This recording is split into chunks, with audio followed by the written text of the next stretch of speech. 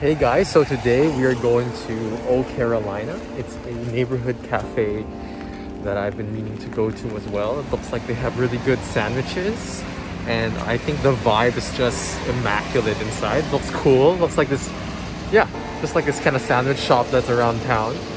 And again, it's raining. Of course, it's raining. Is it cool?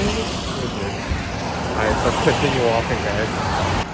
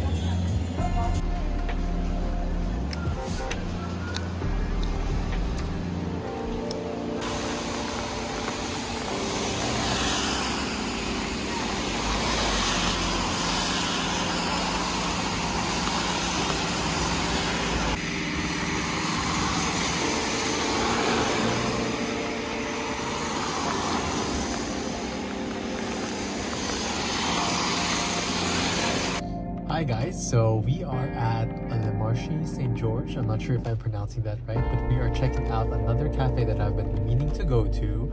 So I think the series will be like going to cute cafes, going to these cafes that I've been meaning to go to but haven't gone to for whatever reason. So not trying to make any excuse, we are going to it today. So we just went to church on a Sunday, we went to the gym, we went to church. It's of course still raining in Vancouver, but I'll take you to Le Marché St. George.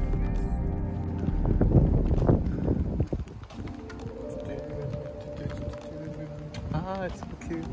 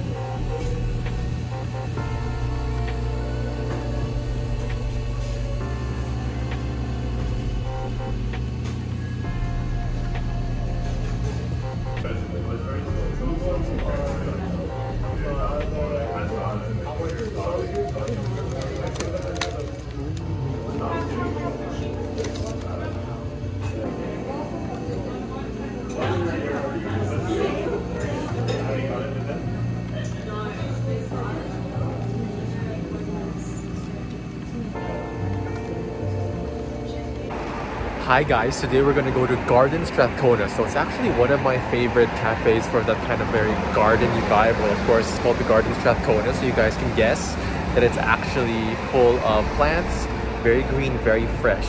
So I'm gonna take you guys there and show you how it looks like. Let's go.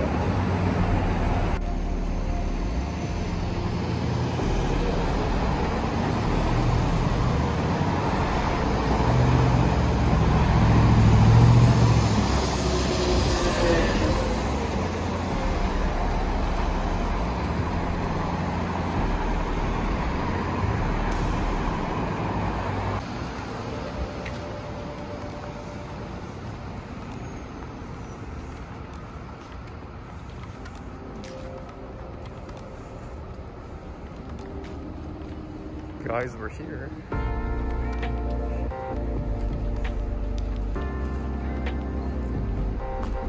Wow, so beautiful, so beautiful.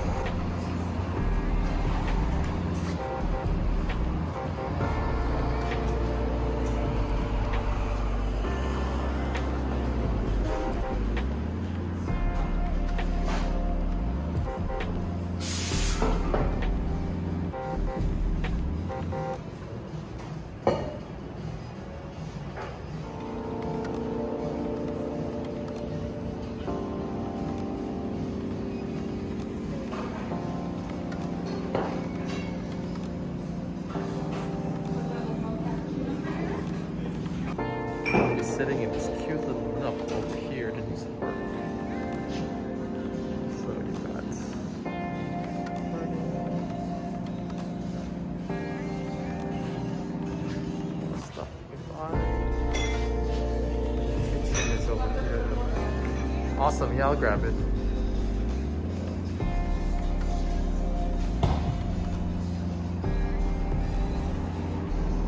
Lots of cute stuff, guys, so go check it out.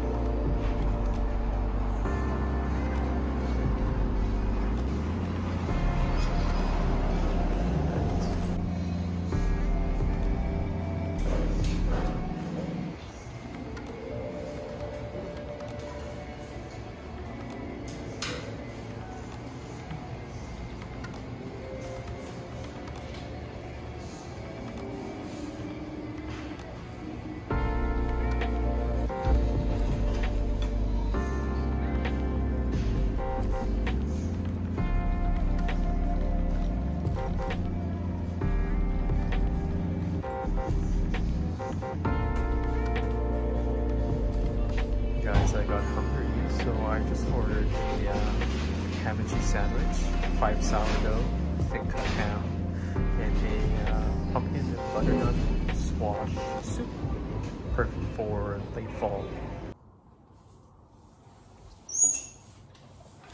Hi everyone, so I want to end this vlog pretty much with some takeaways.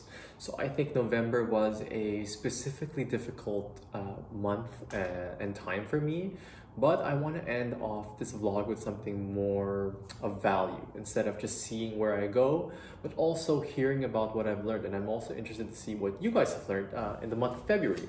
So the first thing for my November takeaways is learning to adjust with life.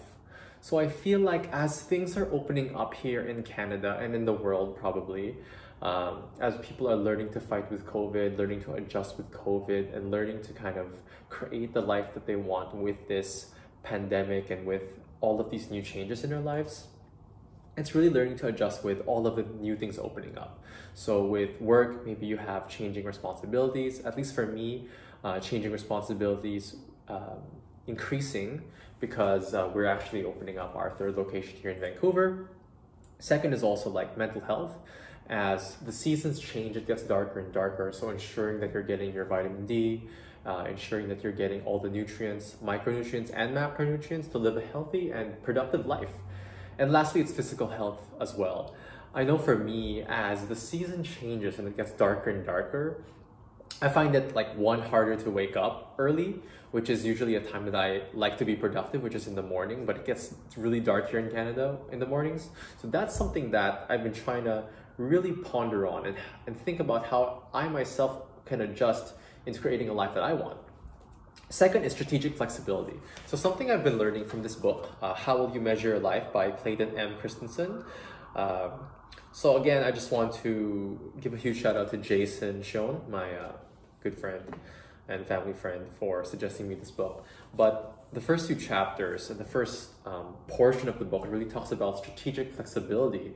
So it means everything's variable really in our lives, right? And the thing more so that we should really pay attention to is as things change, our strategy has to change as well, which makes sense, complete sense. But oftentimes, I think we're stuck in our own stubborn loop where we've decided, okay, this is the goal, this is a strategy, let's keep pounding on it, which is good. You know, consistency in your strategy is good. But at the same time, you have to take steps back, or you need to take a step back once in a while to actually assess your strategy and see if it's actually effective. Something that goes with that is calibrating expectations for your outcomes. And just to add, one of the podcasts I listened to recently is a Jay Shetty podcast, which I really recommend. But one thing he says is strive for improvement and not perfection. Because when we strive for perfection, just by the term, there's no such thing as perfect, right? There's no such thing as perfection. So when we keep striving for perfection, we actually fall short of that all the time.